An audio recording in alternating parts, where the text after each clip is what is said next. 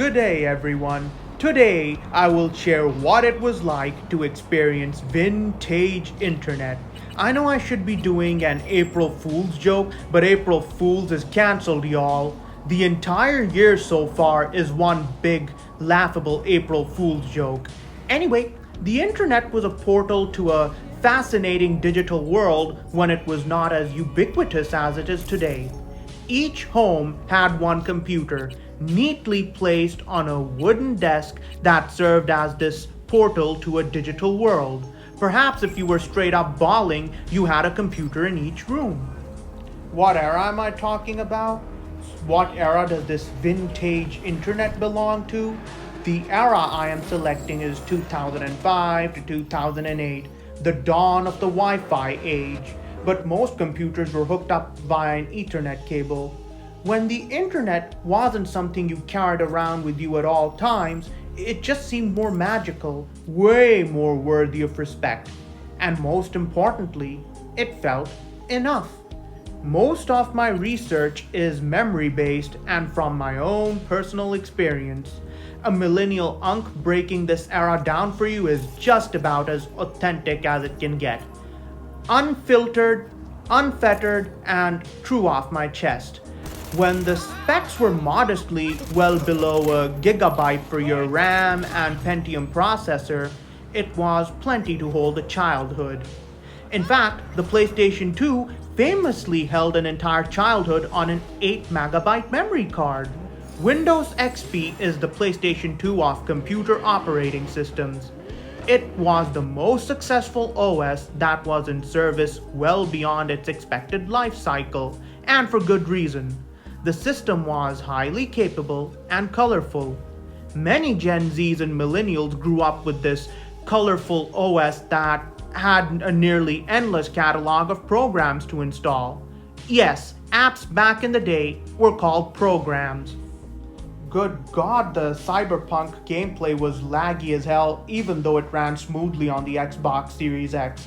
The PlayStation 4 would have never flopped this hard with its DVR, which goes to show that the numbers have improved on paper, but the technology is terrible. Anyway, let's not get too off topic. In this time frame of this vintage internet, Wi-Fi actually arrived late. Like I said, computers were hooked to a broadband modem with an Ethernet cable. Some, but not all internet connections even ran the Jurassic dial-up. However, this had already been phased out for the most part during this 2005 to 2008, 2009 era. Connecting to the internet is where we would all get our game on, pun intended.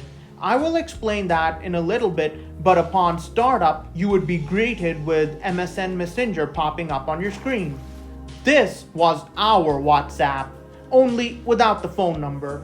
A lot of time was spent on MSN Messenger. The interface worked so remarkably well, and it was visually appealing.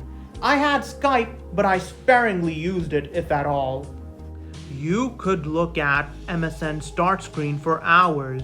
Maybe you were waiting for a friend sitting halfway across the globe, a distant family member that you needed to talk to, or maybe a secret lover.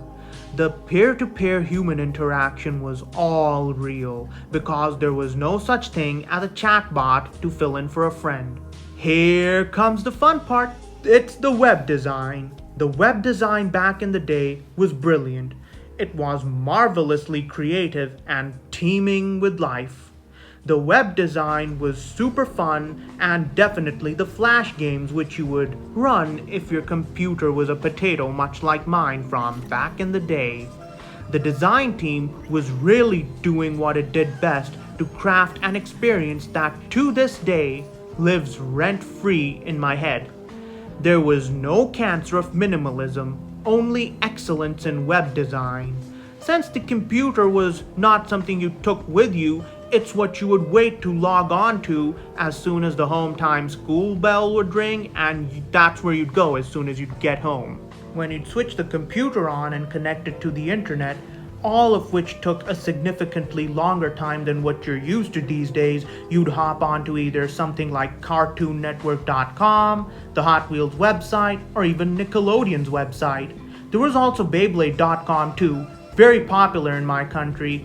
The internet did try to sell you things, but the things for sale genuinely seemed exciting. Moving on from Beyblades, Japanese sports cars were dirt cheap on eBay Motors before auction platforms like Bring a Trailer and Barrett Jackson ruined everything. An A80 Toyota Supra was like $10,000 to $20,000 at most.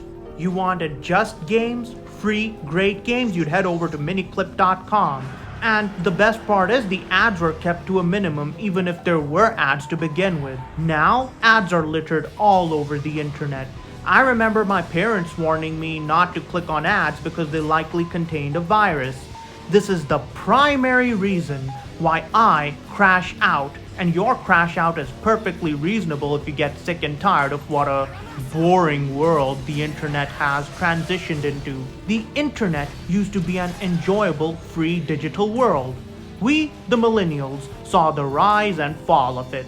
Gen Z may have seen the very last of peak vintage internet before it all got flushed.